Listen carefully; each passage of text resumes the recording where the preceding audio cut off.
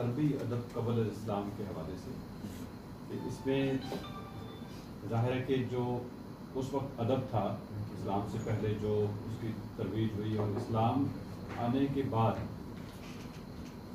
جو فتنے اٹھے ان میں بہت سارے فتنے ایسے بھی تھے جیسے مسیلمہ کذاب کا فتنہ تھا یا ایک خاتون نے بھی دعویٰ کیا تھا نبوت کا اور وہ بڑے عمدہ شعر بھی پڑھتی تھی. تو آپ کا کیا خیال ہے کہ قرآن مجید کے بعد جب اس کو شاعری سمجھا جاتا تھا اور اس کے بعد جب یہ بھی سمجھ دیا گیا کہ یہ الہامی کتاب ہے تو اس میں اس کے بعد جو ادب ہے اس کا کوئی آپ نے اس کے اندر سے کوئی تحقیقی کوئی مواد آپ کو ملا ہے گیا اس کے اوپر کوئی کام آتا یعنی دور جاہلیت کے ادب سے اس سے بعد دور ایک تو دور اسلام ہو گیا آپ کا اسلام آنے کے فوراً بعد اس کے جو اثرات پڑے ادب کے اوپر خاص طور پر ان ادیبوں شاعروں کے اوپر جو اسلام نہیں لے کے آئے کیا اس کا کوئی ایسا وہ خاص اثر ہوا؟ دیکھیے میرے ذہن میں جو اس کا تصور ہے وہ یہ ہے کہ عربی شاعری کی روایت کی تمام بنیادیں دور جاہلیت میں رکھ دی گئی اور شعر میں جو تلمیحات روایات علامات ہوتی ہیں ان کا کفر و اسلام سے کوئی خاص تعلق نہیں ہوتا. واہ بہت اچھی وہ چلتی رہتی ہیں انہی کے حوالے سے بات ہوتی رہتی ہے. یعنی اب آپ یہی دیکھ لیجئے کہ آپ حضور صلی اللہ علیہ وسلم کی مدح میں کعب بن زہیر قصیدہ لکھتے ہیں. اس کا آغاز اپنی محبوبہ کے بدن کے نشیب و فراز سے کرتے ہیں اور حضور صلی اللہ علیہ وسلم کو سامنے بیٹھ کے سناتے ہیں اور آپ ان کو چادر بھی انعام میں دے دیتے ہیں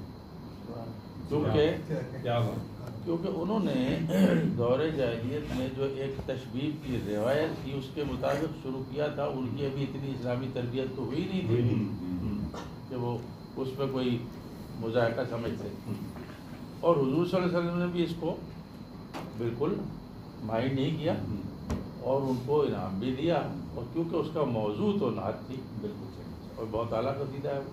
اچھا کیونکہ وہ خود زہیر بن ابی سلمہ کے بیٹے تھے جو خود صاحب معلقہ شاعر ہے نسل میں چلا آ رہا. تو اس اعتبار سے اگر دیکھا جائے تو اسلام کے آنے کے بعد میری سمجھ کے مطابق فوری طور پر تو عربوں کی توجہ شاعری کی طرف سے ہٹ گئی.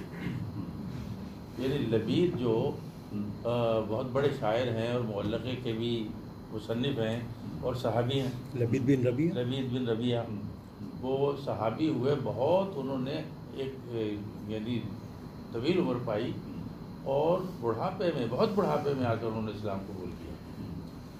لیکن ان کے بارے میں یہ کہا جاتا ہے کہ اسلام لانے کے بعد انہوں نے بہت ہی کم شاعری کی حالانکہ وہ ان کا معلقات سبع میں نہایت مضبوط متن کا حامل ہے. سب سے اچھا متن اس معلقے کا ہے اور اس کی اگر کبھی محاسن پہ گفتگو کی جائے تو آدمی حیران رہ جاتا ہے کہ کتنی اس کے اندر فنی توانائی ہے. لیکن اسلام لانے کے بعد ان کی توجہ شعر گوئی سے ہٹ گئی. اور یہ بھی ایک روایت ہے کہ جب حضرت عمر نے پوچھا کہ بھائی کوئی سنائے تو انہوں نے کہا کہ میں قرآن کے آ جانے کے بعد شعر کی ضرورت محسوس نہیں کرتا. کیونکہ قرآن مجید بذات خود ایک بہت بڑی ادبی دستاویز ہے. یعنی اگر آپ قرآن کی امیجری پر کسی وقت غور فرمائیں تو وہ اس قدر پرفیکٹ ہے اس قدر اس کے اندر ہوا ہے کہ شاعری کو عاجز کیا. ہمارے یہاں اعجاز القرآن کے موضوع پر ابو بکر باقلانی نے کتاب لکھی ہے بڑی مشہور و معروف. اس میں انہوں نے ایک بات کہی ہے کہ ہر دور میں جو انبیاء مختلف آئے انہوں نے ان کو معجزات وہ عطا کیے گئے جو اس زمانے میں بہت پرفیکشن میں تھے. حضرت عیسیٰ علیہ السلام کے زمانے میں طب کا بہت فروغ تھا تو ان کو جو معجزات دیے گئے وہ اس قسم کے تھے کہ بڑے سے بڑا طبیب ان سے عاجز ہو جائے مثلا مردے کو زندہ کر دینا. اچھا حضرت موسیٰ کے زمانے میں جادوگری کا بہت زور تھا تو ان کو وہ معجزے دیے گئے جس سے جادوگر عاجز آ جائیں. اور حضور صلی اللہ علیہ وسلم کے زمانے میں عربوں کو جس چیز پر بڑا زبردست ناز تھا وہ ان کی زبان عملی تھی. چنانچہ قرآن مجید وہ آیا کہ جس نے شاعر کو اور کاہن کو اور خطیب کو سب کو عاجز کر دیا. تو اس اعتبار سے ہمارے ہاں یہ ڈاکٹر طہ حسین نے ایک بڑی پتے کی بات کہی ہے کہ دیگر جو آداب ہیں دنیا کے ان کے اندر 2 اصناف ہوتی ہیں, نظم اور نثر, لیکن عربی ادب کی 3 اصناف ہیں, نظم اور نثر اور قرآن. واہ واہ واہ, کیا اچھی بات ہے. تو اس اعتبار سے میں یہ کہوں گا کہ اسلام کے فوراً بعد جو دور جاہلیت کا سرمایہ تھا اس کا عکس تو برقرار رہا, لیکن مجموعی طور پر خود شعر و شاعری پر وہ توجہ مرکوز نہیں رہی. یہ اموی دور میں جا کر جب لوگوں کے اندر اسلامی انقلاب کے اثرات کمزور پڑے تو شاعری دوبارہ اٹھ کر کے آئی. تو وہ پھر اس میں ہم یہ دیکھتے ہیں کہ دور جاہلیت کی روایات پھر بھی چلتی ہیں, وہ آج تک چل رہی ہیں. آپ کو نزار قبانی کی شاعری میں بھی دور جاہلیت کی امیجری مل جائے گی. اس لیے وہ تو یعنی اپنی بنیاد کے اعتبار سے تو وہ بہت زبردست فنی سرمایہ ہے, لیکن فوری بعد کا جو زمانہ ہے یعنی خلفائے راشدین کے زمانے تک کا, اس میں شاعری ذرا پیچھے چلی گئی, خصوصاً پہلے 2 خلفاء کے زمانے میں. تو فتوحات ہوئیں, کہاں کہاں مسلمان پہنچ گئے, کتنا بڑا انقلاب آ گیا, بڑی بڑی سلطنتیں الٹ کے رکھ دی.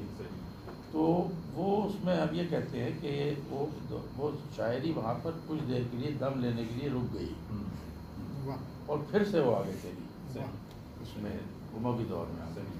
کیا بات ہے.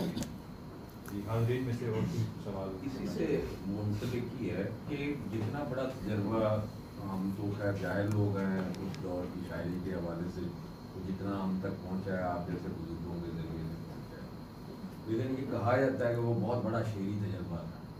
تو اتنا بڑا تجربہ پھر عربوں میں بعد میں کہیں نظر آتا ہے. ہاں, اصل میں جو ابتدائی تجربے ہوتے ہیں وہ معیار ساز ہوتے ہیں, اور معیار ساز جو چیز ہوتی ہے وہ اپنے بعد میں آنے والی تمام چیزوں پر اپنا سایہ ڈالتی ہے. وہ کسی نے کہا تھا کہ ٹی ایس ایلیٹ نے یہ کہا ہے کہ میری زندگی, پوری زندگی اس کوشش میں گزر گئی کہ میں ملٹن اور شیکسپیئر کی بازگشت سے باہر رہ سکوں. کیا بات. اچھا, اسی طریقے سے وہ جو تجربہ ہے وہ اپنی جگہ بہت زبردست ہے. عربی شاعری اس کے اندر سے نکل نہیں سکی کبھی, مگر اس کا یہ معنی بھی نہیں ہوتا کہ اگر کوئی سایہ ہے تو اس سائے کے نیچے آنے والی ہر چیز بس سائے میں مدغم ہو جاتی ہے, ایسا نہیں ہوتا. یعنی غالب کے بعد اقبال بھی آتا ہے, کیا کہنے. اور لیکن یہ ضرور محسوس ہوتا ہے کہ اگر غالب نہ ہوتا تو شاید اقبال بھی نہ ہوتا. کیا کہنے, کیا واہ واہ, کیا اچھی کیونکہ بات. وہ جو کچھ وہ چیز چھوڑ گئے تھے کیا اچھی بات. اس کے بغیر اقبال بن نہیں سکتا تھا. کیا اچھی بات. واہ واہ وہ محسوس ہوتا ہے کہ جو عالی شان عمارت اقبال تعمیر کر رہے ہیں وہ غالب کے کندھوں پہ کھڑے ہو کر رہے ہیں.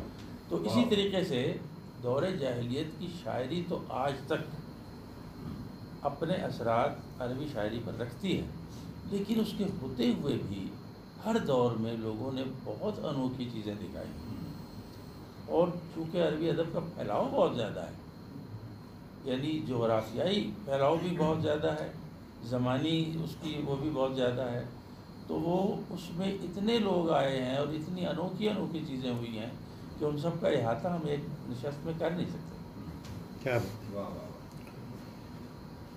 عربی اور اردو کے علاوہ کن زبانوں پہ آپ نے, جی, عربی اور اردو کے علاوہ کن زبانوں پہ آپ نے کام کیا ہے یا آپ کی تحقیق ہے یا کام تو کچھ نہیں کیا, بس شوق کیا ہے.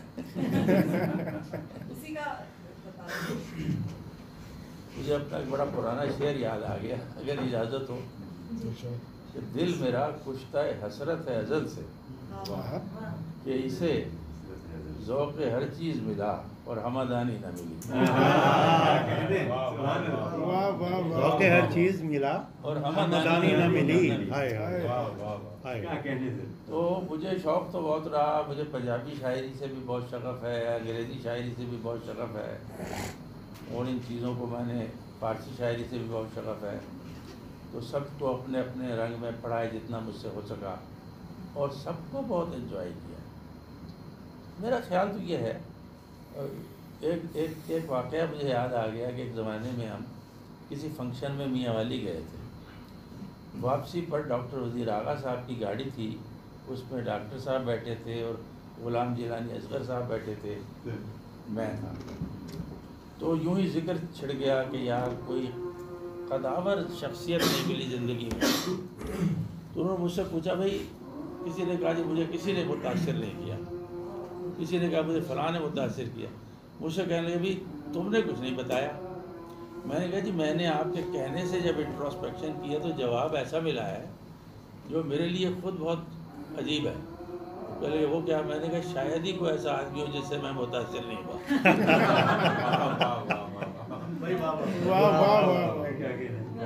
تو اس لیے وہ سبھی متاثر کرتے ہیں اپنے چیز سے. ڈاکٹر صاحب اقبال کا آپ نے ذکر کیا, ایک بات میرے ذہن میں آتی ہے. اب آپ بہت عرصے سے تقریباً سال کا بہت بڑا حصہ انگلینڈ میں گزارتے ہیں, تقریباً 5-6 مہینے, اور اس کلچر کو, اس زبان کو, اس مزاج کو دیکھنے کا موقع ملتا ہے. ہمارے یہاں بر صغیر کے مشاہیر, خاص طور پر اقبال, انہوں نے بہت سخت اور بڑی کڑی تنقید کی ہے اس تہذیب پر بھی, اس مزاج پر بھی, اور مجموعی طور پر اس معاشرے پر بھی. تو کیا آپ اگر بالکل نیوٹرل ہو کے دیکھیں تو کیا لگتا ہے کہ یہ برطانوی تسلط جو بر صغیر میں تھا, اس کا ایک رد عمل تھا یا حقیقت میں ایسا ہے؟ آپ نے بھی یہ محسوس کیا؟ نہیں, میں محسوس کرتا ہوں کہ ہماری حقیقی مشرقی جو تہذیب تھی جس میں ہم لوگ پلے بڑھے, اب تو وہ مفقود ہو گئی ہے. مجھے تو خود وہ سپیریئر لگتی ہے. مغربی تہذیب میں کوئی کلیت نہیں ہے, وہ کچھ محاسن کا مجموعہ ہے, اور اس میں بھی 2 حصے مجھے نظر آتے ہیں, ایک جو مائکرو لیول ہے اور ایک جو میکرو لیول ہے. مائکرو لیول پر ان کی تہذیب مجھے بھی بہت متاثر کرتی ہے ان چیزوں میں کہ آپ کہیں گئے تو جناب آپ نے کوئی چیز خریدی ہے تو ایک پینس بھی اگر بچا ہے تو اسی وقت وہ آپ کو دیا جائے گا, ایسی قطار لگی ہوئی ہوگی, یہ تمام چیزیں بہت امپریسو لگتی ہیں. لیکن جب کلی طور پر ایک قوم کی حیثیت سے میں ان کا کردار دیکھتا ہوں تاریخ میں, ناانصافی, سفاکی, لٹیرا پن, اس سب چیزوں سے بھرا پڑا ہے. مثلا یہاں کیا لینے آئے تھے؟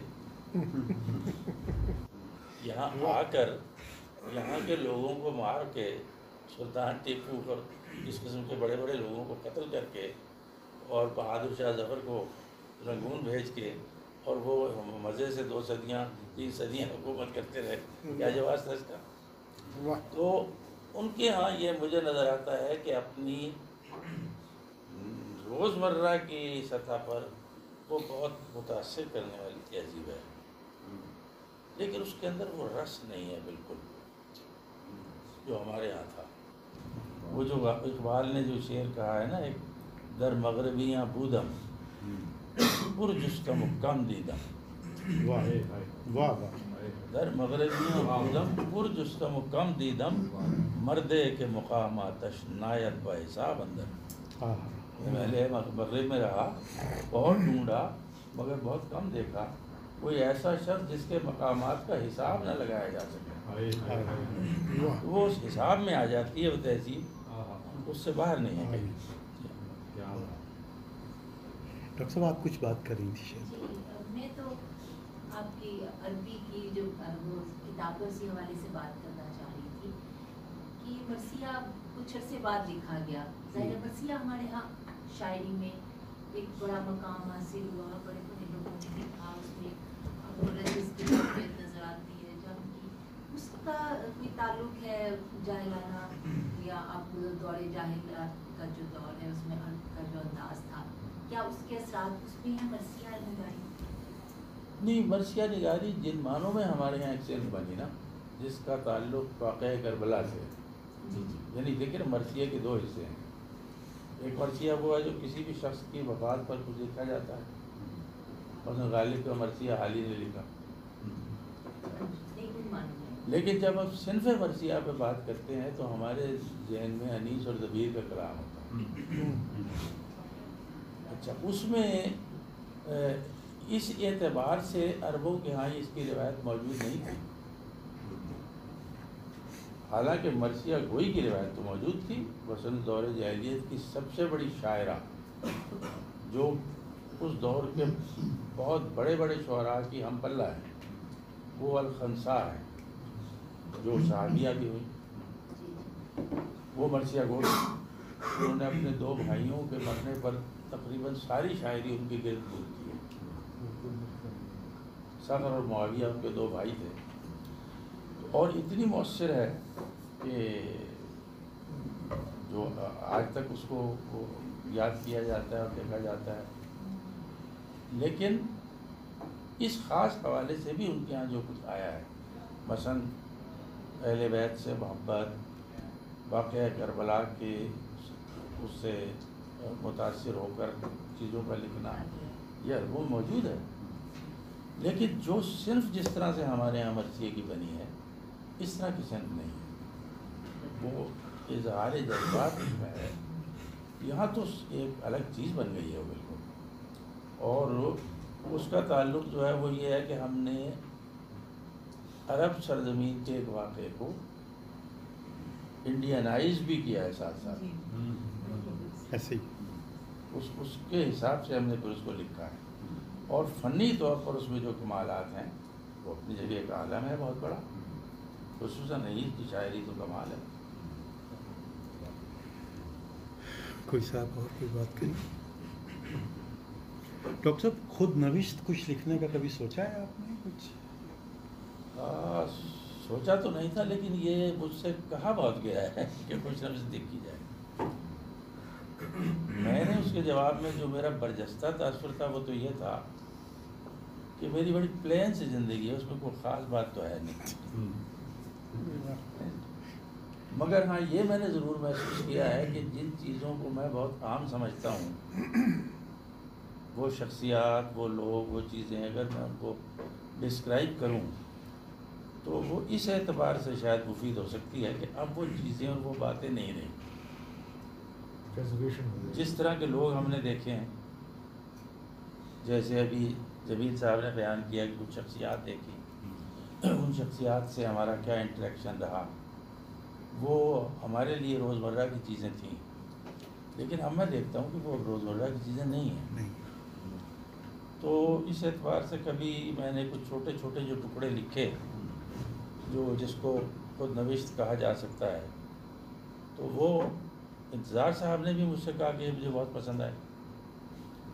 اس سے مجھے اندازہ ہوا کہ ممکن ہے وہ کسی زاویے سے مفید ہوں. تو کبھی موقع ملا تو کوشش کروں گا کچھ اور لکھوں اس قسم کی چیزیں. جمیل بھائی آپ کوئی سوال کرنا چاہیں گے؟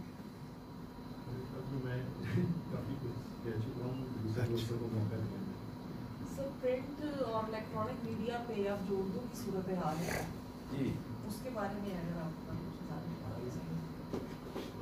اردو کی صورتحال جی مجھے دو باتیں ہیں اس کے بارے میں. ایک تو ہے امکان کی حد تک تو مجھے بالکل اس بات کا یقین ہے کہ اردو جیسی زبان آپ کو مشکل سے ملے گی، اور اگر ہم کرنا چاہیں تو ہم سب کچھ اردو میں کر سکتے ہیں. مجھے اس میں کوئی شک نہیں ہے. لیکن دوسری چیز ہے توقع. مجھے بالکل توقع نہیں ہے کہ اردو کا کوئی مستقبل رہے گا. یعنی بہت دکھ کے بارے میں کہتا ہوں، اس لیے کہ امکان ایک چیز ہوتی ہے، وہ میرے خواب میں ہے، میرے خیال میں ہے، میں ذاتی طور پر اس پر یقین رکھتا ہوں.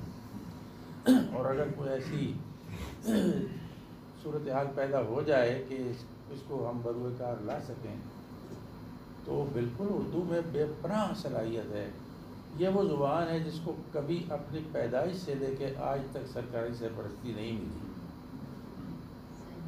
اردو نے جو کچھ کیا ہے وہ اپنے بلبوتے پہ کیا. اور آج یہ دنیا کی چند بہترین سمجھی جانے والی زبانوں میں سے ہے. کسی بھی جگہ آپ چلے جائیں اردو میں آپ اپنی بات سمجھا لیتے ہیں. پھر اردو میں بہت اعلیٰ درجے کا ادب ہے. اردو کے اندر ایک مخصوص شائستگی ہے جس کا کہیں جواب نہیں ہے. مگر افسوس تو یہ ہے کہ اب تو ہم جو روز گفتگو کرتے ہیں، جب سے یہ FM ریڈیو وجود میں آیا تھا اس دن سے اردو بیچاری تباہ و برباد ہونے کی. اور اس نے یہ رواج دیا کہ آپ اپنی ہر جملے کا آدھا حصہ انگریزی میں بولے اور آدھا اردو میں بولے. یہ انہوں نے اپنی انفرادیت بنائی تھی اور ایسی ملعون انفرادیت تھی ان کا جواب نہیں کیا کہنے لگا، بالکل برباد کر کے رکھ دیا. اب مجھے یہ تکلیف یہ ہوتی ہے کہ اردو تو بذات خود اتنی کھلی زبان ہے کہ وہ دوسری زبانوں کے الفاظ کو قبول کرنے کے لیے تیار رہتی ہے. اب ہم فیل اور پاس اور پینسل اور کالج اور موٹر ان چیزوں کو میں تو نہیں کہتا کہ یہ انگریزی کے لفظ ہیں، اردو کے لفظ ہیں. اور میں نہیں کہتا کہ ان کو نکال دیں، آپ اس قسم کی اردو بنائیں. لیکن یہ عجیب ہے کہ آپ اب کرسی کو کرسی نہ کہیں چیئر ہے، اور میز کو میز نہ کہیں، اسے کہیں گے ٹیبل ہے. تو یہ جو ایک صورت پیدا ہوئی ہے کہ آپ اب بچوں کو بھی اپنے احساس کمتری میں ایسا ورثہ دیتے ہیں کہ وہ بھی یہ شرماتا ہے کہ وہ کتاب کو کتاب نہ کہے، بک کہے. کیا بات ہے، کیا اچھی بات. تو یہ ہے، اس میں میری تمنائیں تو وہ ہیں جو میں نے آپ سے عرض کی، اور اس کے امکان پر میرا یقین ہے کہ بالکل ہو سکتا ہے. لیکن میری توقع بالکل نہیں ہے کہ ایسا ہوگا. مجھے اردو آئندہ ایک بول چال کی زبان کے طور پر تو زندہ نظر آتی ہے، لیکن یہ قوم اس قابل نہیں ہے کہ اس کو اتنا بڑا ورثہ ملتا اور یہ اس کو سنبھالتی. یہ اس کو کھو دیا ہے انہوں نے اور مزید کھو دیں گے. کیا بات. بہت شکریہ ڈاکٹر صاحب. جی جی جی. مستعمل اور غلط العام کی اصطلاحات ہیں، انہوں نے مطلب میں آپ کی گفتگو کو تھوڑا مختصر وے میں محسوس کرنا چاہتی ہوں کہ آپ کے کیا خیالات ہیں اس حوالے سے. مستعمل اور غلط العام اصطلاحات نے پھر اردو کا نقصان کیا ہے؟ نہیں، یہ تو ایک الگ مبحث ہے بالکل. یعنی مستعمل اور غلط العام تو ایک الگ بحث ہے. جگہ دے دی نا ہم نے جب نہیں غلط العام یا غلط العوام یا جو کچھ بھی کہیں، زبان میں وہ چیزیں قابل قبول ہوتی ہیں. یعنی اس قسم کی زبان میں میرے خیال سے ماشاء اللہ نہیں لگایا جا سکتا کہ ہم یہ کہیں کہ جناب آپ کوئی لفظ جس طرح عوام بولتے ہیں، یعنی وہ عوام کا بھی ایک اجماع ہوتا ہے اور اس میں بھی ایک صداقت ہوتی ہے. اب دیکھیں لفظ ہے مرغن اردو میں، ٹھیک ہے، اگر اصولی طور پر آپ دیکھیں تو مرغن کا لفظ غلط ہے، کیونکہ روغن تو فارسی کا لفظ ہے اور مفعل عربی کا وزن ہے. تو ہم عربی فارسی کے لفظ کو عربی کے وزن پہ نہیں ڈال سکتے. لیکن میرے خیال سے کچھ بھی ہو اصول، مرغن کا لفظ اردو سے نہیں نکل سکتا. بہت اچھا ڈاکٹر صاحب. اسی طرح یہ ادائیگی اور درستگی وغیرہ بھی اس میں باریک ہوتی ہے کہ آپ صحیح یا غلط کے مثلا ادائیگی اب آپ کی اردو میں زیادہ قابل قبول ہے. ادائی کہنا مناسب نہیں ہے. اچھا، حالانکہ ادائیگی غلط ہے، لیکن درستگی اس کے وزن پر اگر کوئی قیاس کیا جائے تو درستگی قطعاً اس فساد پر نہیں فائز ہوا. اچھا، کیا ہم اسے قبول کر لیں، اسے درستی کہہ اگلے مرحلے کی طرف میرا خیال ہے بڑھتے ہیں.